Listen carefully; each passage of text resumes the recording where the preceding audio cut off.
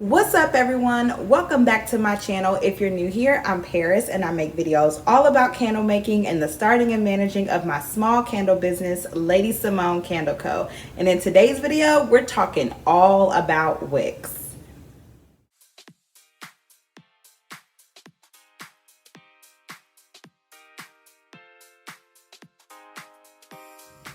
You all know the deal. I got my laptop here, my talking points, so let's just get started. When it comes to choosing wicks, it's a lot.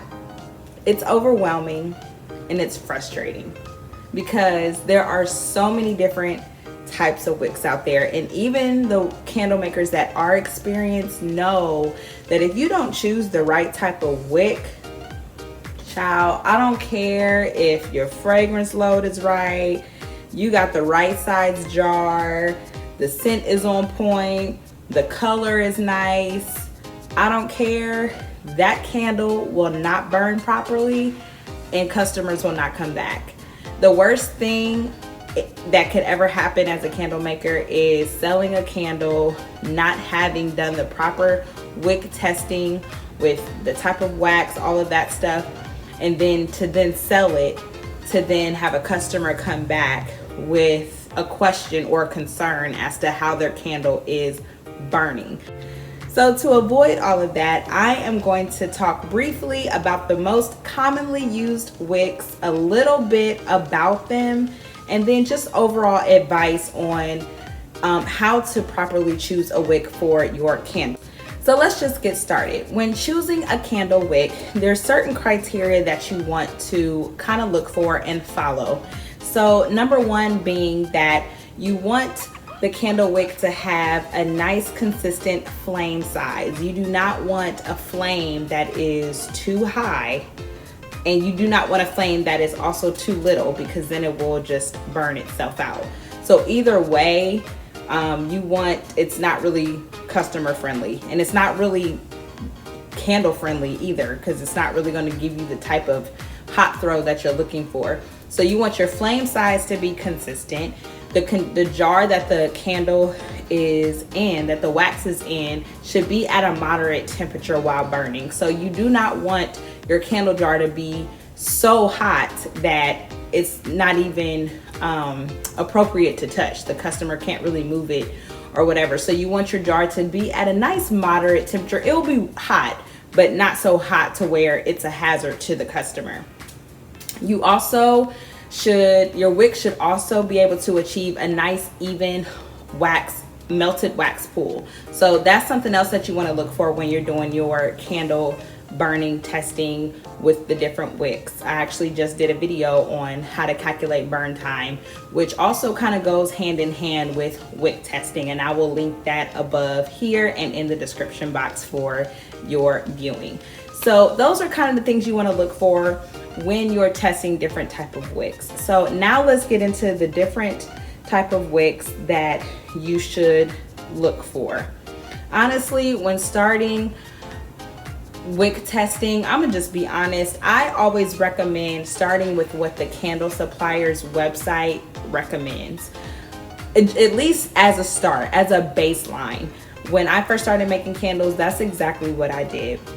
Not only did I kind of use the guideline that came with my first candle making kits that I was buying and playing around in, but even when I became serious and I actually was like picking out jars and trying to see what my style was going to be with my candles, I had to try maybe 2 to 3 different kind of wicks brands and then wick sizes, just to kind of play around with different fragrance loads and things like that, just so I can kind of get a general idea while I'm writing these things down and documenting it, what is going to work for my particular candle line. So I always recommend starting with what the site recommends. Depending on who your candle supplier is, they normally have some sort of wick recommendation guide. It's going to be based on typically your candle jar size and the wax that you're using. So now let's break down some of the most commonly used wicks among us candle makers and even seasoned candle makers. So the first one is the zinc core wick. Zinc core wicks are primarily used in smaller diameter candle jars and things like the jars like votifs, which are like the tiny jar sizes like that. Those are primarily used in those type of jars. Next is the paper core wick. These type of wicks are primarily used in larger containers, larger diameter sized candle jars. And so when using this type of wick, you're either going to have to size up depending on what size your jar is, or if you're working with a large container, you're going to have to even double wick it and maybe size down in order for it to be 2 wicks inside the candle jar, just to achieve the type of wax pull that you want to achieve. Next are the CD wicks, which is probably the most popular amongst candle makers.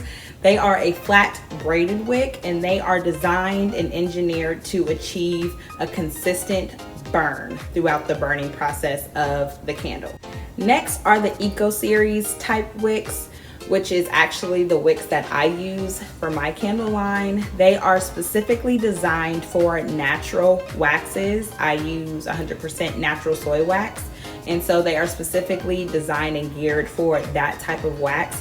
They are a flat braided coreless cotton wick. I want to make sure I have that right. Yes. Designed to achieve a nice flame, a very stable flame, I should say. So you shouldn't see flame dancing. You shouldn't see that, the flame bouncing around. So they are designed to achieve a stable flame, and they are also, when they burn, they naturally bend a certain way at the tip because it's to minimize things like soot and the mushrooming, and it's also self-trimming. So that soot and the extra piece sometimes actually falls off, and people think that's a bad thing, but it's actually designed to self-trim, and you can just kind of, you know, dig it out. And so that way it's always, the wick is always going to be at a level that's appropriate for the next session of burning. Next are the HTP wicks. These are also a braided coreless cotton wick, also designed for a nice clean burn, less carbon buildup. So the way that it burns at the tip, some people are like, oh, why does my candle look like that? Just like the Eco Wicks, it's designed to kind of bend like that because it prevents carbon buildup, shrooming, all of that. So there's less carbon being released in the air. Next are the LX wicks, which are also a cotton, let me make sure I got this right. Yes, another braided cotton wick, which is also a good wick for self-trimming, and it's also designed to have a clean burn as well. Now, although some of these last several wicks that I've mentioned kind of achieve the same purpose, does not mean that they all work in the same type of wax or fragrance load percentage. So again, this is where testing comes in, which I'm going to get into a brief little conversation about that as well. And then lastly are the wooden wicks, which are also very popular. And they're popular because you kind of achieve this crackle sound with the wooden wicks. I'm not sure if you've either tested with them or you've heard about them or you've actually experienced seeing a wooden wick candle crackle and burn, but it's a nice little crackle, woodsy, almost like you're out camping and you hear, you know, the crackle with the fire and all of that stuff. That's how it sounds, and many candle makers and customers love that. So wooden wicks are also another option that's very popular amongst candle makers and customers as well. Now, with all these wicks that I just mentioned, it's going to come down to what I mentioned earlier, because people often ask me, I had asked this question once in my very beginning stages, how do I choose the right wick? Like, there's no concrete answer, there's no magic formula on how to choose the right wick. Every wick is not for every candle situation, and I say that because it's going to come down to what type of wax you're using, what size is your jar, are you using color, what your fragrance load percentage is going to be, and a lot of these a lot of these wicks also comes down to in terms of how it's going to burn.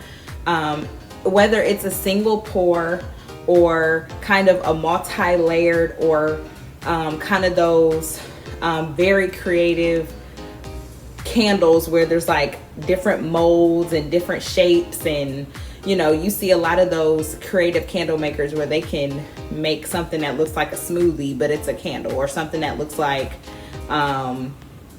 something you can eat but it's a candle. So those type of creative candles that's very drastic on this side of the spectrum versus just a simple soy wax candle or a simple paraffin wax or even a paraffin blend. You got coconut wax. Like there's so many different type of waxes. So it's going to come down to all of those different type of variables as to whether or not your wick is going to burn properly. I know it can be frustrating, but I want to give you a little encouragement. I don't feel like you're wasting your money. Don't feel like you're even wasting time. Again, I know it's frustrating, but look on the bright side of it. You are testing quality. You are testing for quality. You are testing for a happy customer. And at the end of the day, they are spending their money because they want a great smelling, long lasting candle. And in order to understand if you can achieve that is if you test, not only burning, test burning, but also seeing what wicks work for you.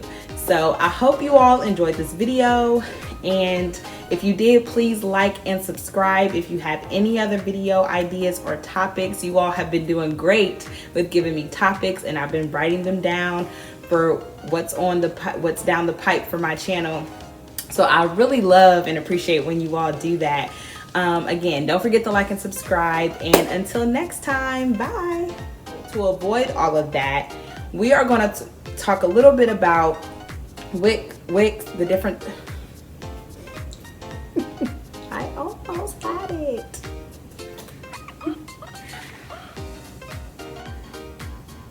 So to avoid all of that, I am going to give you a small guide on the different most commonly